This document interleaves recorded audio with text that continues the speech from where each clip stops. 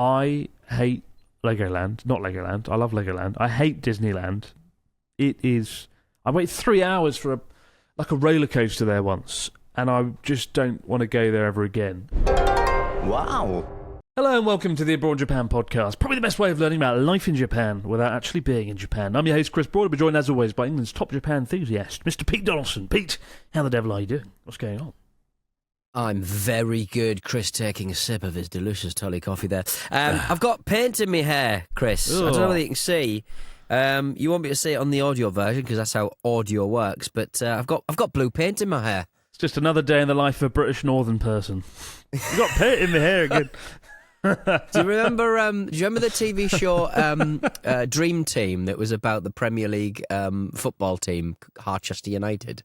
You bet on I ITV or Sky. Do you not remember Dream Team? It was a big TV show in the UK for a long time. Vaguely, yeah, I do. I remember seeing it, yeah. Well, my ex's brother used to write for it, and Shane out of Boyzone, he was one of the actors in Dream Team. Boyzone, big boy band in England, and Shane was Irish, a boy band in Britain, and he was one of the stars of Dream Team, a fictional Premier League football team, Harchester United, and he was informed that as an actor, and this is what happens as an actor, you in between filmings, you can't go and get your hair cut, you can't get anything radically different. You've got to kind of maintain what your what your look is, so that people don't have continuity problems. Well, that's why I wear black t-shirts. That's why I wear black t-shirts at the time, right? Because if I'm filming the same point, thing, actually, yeah. Is that one of the thoughts behind your black t-shirt vogue? That, and I'm lazy, and my entire wardrobe's just one black t-shirt over and over again, but mainly for continuity reasons. Well, Shane came back after like a summer's pause in filming, and he'd shaved all of his hair off. And they were like, "You've not filmed like the crescendo. You've not filmed the denouement. You've not filmed the final scenes of your run. And you were told contractually you couldn't cut your hair." And he shaved all his hair off, and he went, I got paint in my hair." And that was his excuse. He would consistently turn up for filming with like a trailer with two cars, like two halves of cars, like a cut and shut kind of job. What the fuck? In it and stuff. He's a proper working class man done well, that lad. And every story I hear about Shane from Boyzone, the more I seem to like him. He's always got paint in his hair. He's always got bits of cars on him. Love it. Was he working as a painter in between making a record hit career as a musician? Maybe he's doing a bit of day labouring, I don't know. But he must have made millions out of Boyzone. They're one of the biggest bands in Europe. But what's your excuse? Why have you got paint in your hair? What have you been doing again? I was painting that little house that I've made for my daughter. So it's one of those projects that... I remember when your dad's probably the same, because you knowing full well that he's a robotman, as they call them. He probably had lots of little projects designed to enchant you, and as children go. My dad made me a little wooden garage, I remember, when I was a kid, and I had no interest in in cars at all back then, and I did not play with that garage once, and I've basically put together from all of the scrap wood in my cupboard and my shed. I've put together a little Wendy house, and it looks serviceable. It looks like a Wendy house, but I've painted it blue, and now my hair is blue, and she's never going to play in it. I guarantee. It's just for us. It's not a Wendy house.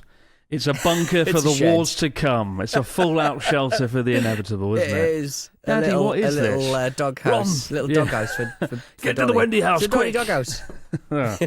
Bloody hell. That's cool though, man. That's good. You've got a nice little side project there. Every year you've got a project. Last year it was like, I got to get me car from Japan. Got to get me car. And this year it's, I got to build the fallout shelter. And that's me accent. What's next year? So I can't do your fucking accent. It's literally impossible. Your project this year has to be able to do accents. I think you should work really hard on that. I can't do it. You can't do it. But how's your week been, Chris? Have you what emotional paint do you have in your hair right now? I had a weird sort of. I had the what do you call a position? Not the chancellor. The what's the job called? the MP. Oh, like job. the ambassador. Secretary. The British secretary for media, culture, and sport. Lisa Nandy. Lisa Nandy came over. This is a few days ago now. She was in Japan doing some stuff, and she came here to the studio and brought me some food. We had a little snack off. We shared snacks. It was quite surreal because her job is to oversee all of media, sport, and fun in the UK, which is quite a lot of pressure, I imagine. Yeah, and it was good. We had a good chat actually. And she gave me some cheese that she'd brought over from the UK, and it was all like wet and sort of gone off. So that wasn't so good. But she was really nice, down to earth, and she's the fifth or sixth highest ranking person in the British government, and she's very normal and down to earth. Politicians are a funny bunch, aren't they? They all have the political speak. And she, when we were talking on camera, and we're going to probably put the video somewhere in the coming days, she would talk normally and it'd be great. And then occasionally she'd switch to British political speaking mode. And I'm like, by the way, Chris, that reminds me of Keir Starmer's new policies to and I'd be like, yes. And it would sort of come out of nowhere. You weird Nandy robot. But she was good. She was really normal and down to earth and good. And I think that is the sort of politician we need. And just trying to find ways to increase the relationship or improve the relationship between Japan and the UK, right? And that's basically, let's promote Harry Potter. and she was like, she asked me what's the next big thing after Harry Potter? And I was like, there's nothing. We don't seem to have much at the moment. Japanese people still love Harry Potter. We haven't found a sequel. I suppose Paddington. Paddington's a thing. Oh, Paddington's big, yeah. Was he? I mean, I guess he came into. Well, he's from Peru, isn't he? Literally named out. He's from Peru, isn't he? Literally from Peru. Isn't he? Yeah. The ice squad would get him deported in no time. Yeah, he'd be out on a fucking plane back to Peru in no time, wouldn't he? In this day and age. But so we haven't got anything to fill the void between Harry Potter and Paddington. I don't know what's next for. I'm going to make a kids' TV show called Donnie's Wendy House. Donnie's Wendy House. It's going to be the story of a blue-haired older man who lives in a house because he may have upset his partner and child, and he lives in the garden. he's a man in his 40s who lives in the garden, and it's going to enchant everybody. It sounds like the sort of unsettling 80s children's TV shows we had in the UK would fit quite well. Down in the shed with Donnie. Hello everyone, welcome back to my shed. It'll be really good, actually. I didn't kill her. Do you not think that? I didn't kill no one. Don't look in me cupboard. No one. Don't look at me. Don't look at me little Wendy House cupboard. Do you not think that the kind of common look I think for men, certainly in the UK, is sort of mullet, moustache, and it's very much the look of a 1980s bad uncle. It's describing proper how you look now, are you not? Yeah, pretty much. Yeah, without the mullet. I've got a ponytail, which is even worse. But do you not think that it's like bad uncles in the 80s always look like this? It was always the ones who'd left and sort of, started a family elsewhere and stuff, or would just drink too much and play snooker in the pub too long and stuff. It was just, bad uncle. Everybody looks like a bad uncle. Bad Uncle Donnie, Down in the Sheds, coming soon. Can't be much worse than Baby Shark and all that bollocks. We got a story this week from Natasha, who begins, Dear Pete and Chris, I went to Japan for the first time with my husband and our 2 teenagers this Easter for 2 weeks. It's something we've been looking forward to for years, and it certainly did not disappoint. I was the one who did all the planning. I learned some basic phrases, booked restaurants, and tried my best to learn how to do things so we didn't embarrass ourselves too much. The family got a little bit frustrated with my control freak tendencies and admonishments of things like being quiet on trains, waiting for the taxi driver to open the doors. The family also didn't seem to... And also, when my dad came over, my parents came over in March, the amount of times they, were in a cab and they tried to force the door open. I was like, stop! Stop doing that! So it was so awkward. The family didn't seem to appreciate the way I took the lead on navigating everywhere. I was the one with Google Maps open, phone in hand, telling them which way to go. On our very last day, our flight back to London was just after midnight. Jesus. So we did some shopping and sightseeing. We had a lovely bowl of katsudon at a tiny little place called Tontake, and decided to walk to see the Shinjuku 3D cap billboard before sneezing at the airport. Wow! Before going to the airport. As ever, I was navigating and we had to go through an underpass to get to the billboard. Because I was staring at my phone, I didn't see the homeless person's Tupperware box where people could drop their change. And I booted it a distance across the crowded subway. Oh, bloody hell. Mortified, I gathered up all the change I could find and added more money of my own. My horrible, horrible family loudly laughed at me. My 15-year-old earnestly said, "Mum, that's not the thing that's done in Japan. You're still embarrassed." Natasha, bloody hell. That's awkward and bad. My God, Natasha. It's the withering comment from the 15-year-old, isn't it? It's the withering comment from the 15-year-old going, "Mummy, that's not the dumb thing in Japan." Like usually you'd be pile driving homeless men into the concrete and going, "Oh, I'm sorry, I thought you could punch a homeless man in the face." Like, jeez, oh, wonderful. That is, I'm surprised that wasn't on like the Twitter or something. Like, foreigner berates homeless man. Booted. Poor dude. Got your job, kick. What's odd, I don't think I've ever seen homeless people in Japan who have like a donation box or anything like that. Typically, they just keep to themselves. Shinjuku obviously has quite a high population of homeless people, and there's a really good documentary on it from Life Where I'm From. Great guy, covering the subject. But yeah, Shinjuku, there's a lot of homeless people there. It seems they keep to themselves though. They do, and yeah. You sort of see them sort of like Shibuya Scramble, like there's that bar called Scramble that's just on the corner, and you sort of walk around Shibuya Station. That's much like Shinjuku Station. It's never bloody finished, that place. But there's usually like a line where there's like a little bit of outside area. There's like a line of 5 or 6 blokes who usually sat on the floor with a Tupperware container in front of them. But just resist. I mean, Natasha, just resist the urge to just boot their money across the street. If you could, Natasha. Maybe Chris, you could do a video of like 10 things not to do to homeless men. 10 things not to do again. To be fair, barely a week goes by without somebody doing something awful. There was the girl who did pull-ups on a Tory gate with one last week. There was a girl who was standing on a sacred stone at a temple. This amazing rock with the kanji etched into it. She was standing on it. It's like, bloody hell, stop! But I don't talk about it as much this year. Last year, it did feel like it was a bigger issue. Last year, it was a lot more prevalent in the media. Right, tourists doing bad things, and I don't think it's been as bad this year. Rainy season, baby. It's rainy season. They're keeping their powder dry. That's right. There's no just tourists. To start again for July. Yeah, we did definitely a drop in tourist numbers in June, to be sure. As we mentioned last week. I quite like rainy season though. Tokyo looks kind of cool in the rain.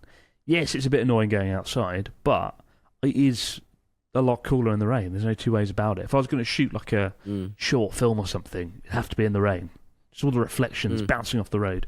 It's amazing. But speaking of bumping into things in Shinjuku, that is what this week's news story is about. It's quite a weird phenomenon. And I don't know to what degree this phenomenon exists, but it's been enough that it's been covered in a few different places. Fill us in, Pete, on the bumping men of Tokyo. The impotency of man.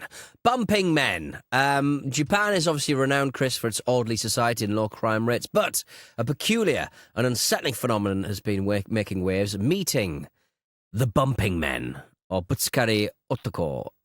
These fellas individually, deliberately, collide with unsuspecting pedestrians, often women, in crowded public spaces like train stations and busy streets. While a sudden bump in a crowd might seem accidental, these encounters are anything but. The severity of these incidents varies from subtle nudges to aggressive shoves, and in some cases, even punches. Motivations behind these actions range from releasing pent-up aggression to more sinister intentions, attempting to falsely accuse victims of causing damage. The ambiguity of these situations, coupled with societal tendencies to avoid confrontation, often allows perpetrators to escape accountability. Public reactions have been mixed. Some express disbelief, others share personal encounters. One person spoke about intercepting a charging man by raising a knee, which sounds like a wrestling scene, while another described confronting a bumping man who then broke broke down in tears. There are accounts suggesting that such perpetrators are less likely to target foreign tourists, possibly due to fear of confrontation or being recorded or getting your lights punched right in, I imagine. But yeah, apparently there are places where bumping men are known to lurk. Mentioned that these incidents have decreased significantly with the rise of foreign tourism in Tokyo.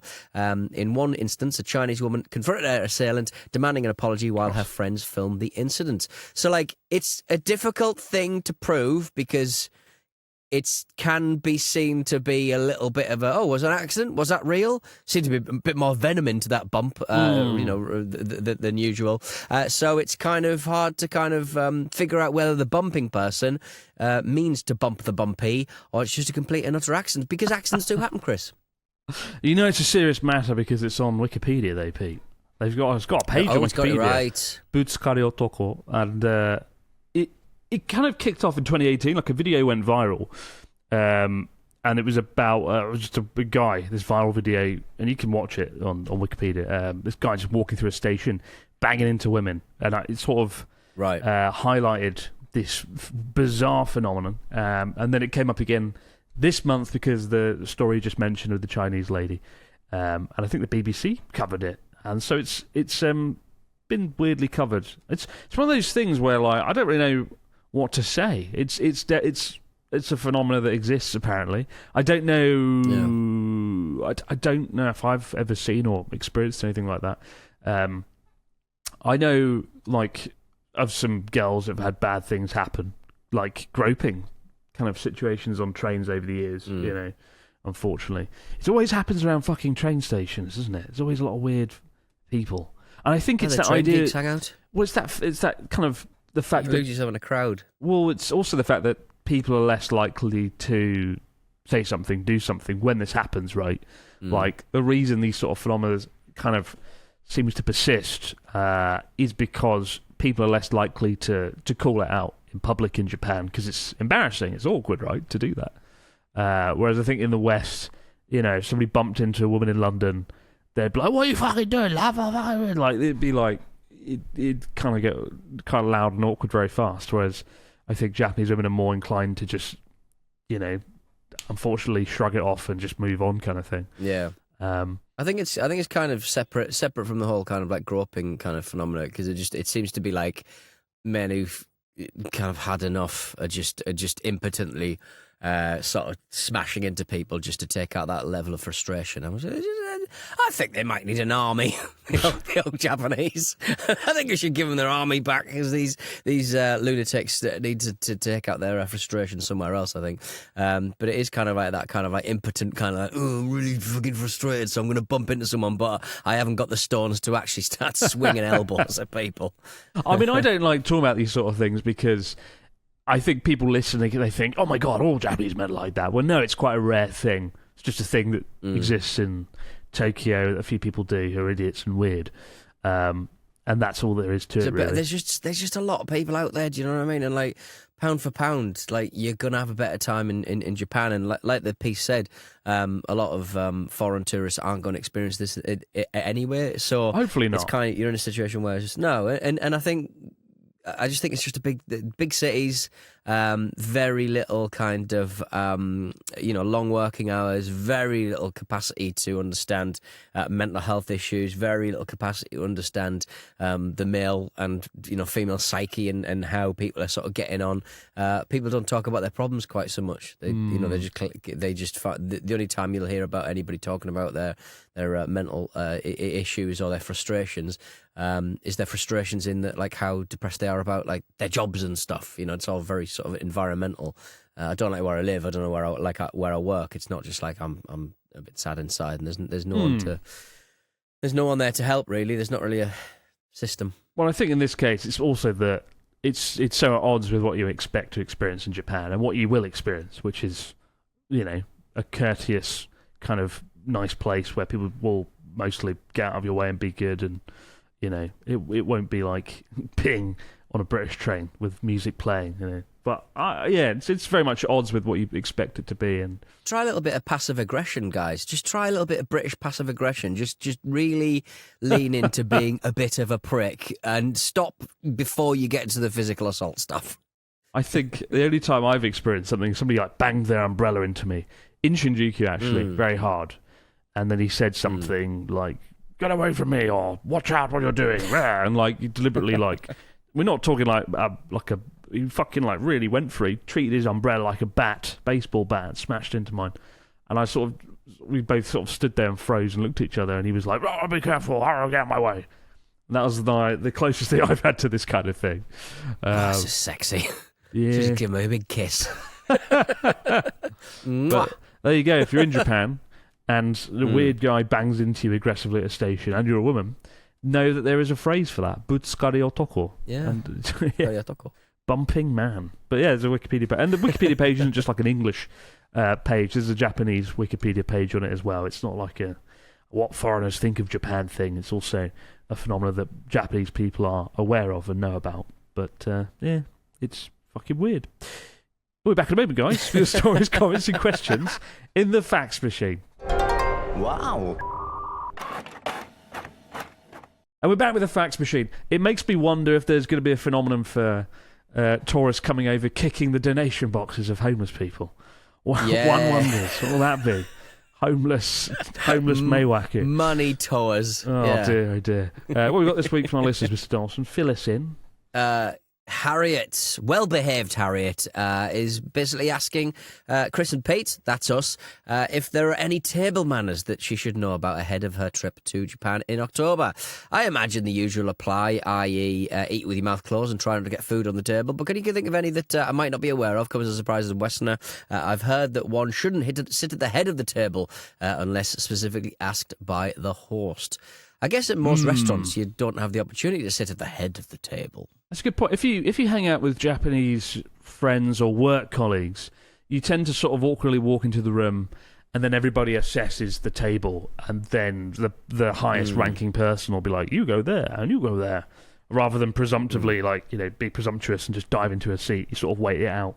Other than that, though, don't dick about with chopsticks. Like, don't stick your chopsticks into the food. Don't hand food from chopstick to chopstick, because that's a ritual around funerals.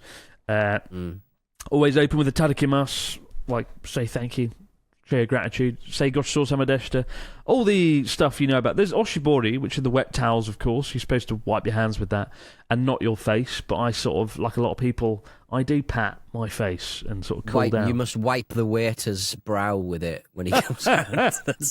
That's one of the really important things. And I mean, I will say with the sort of passing food from chopstick to chopstick, like you eat every day and you don't go to many funerals in your life. So why don't we just not do it at the funerals so that we can enjoy the joy of passing food from chopstick to chopstick every day of our lives?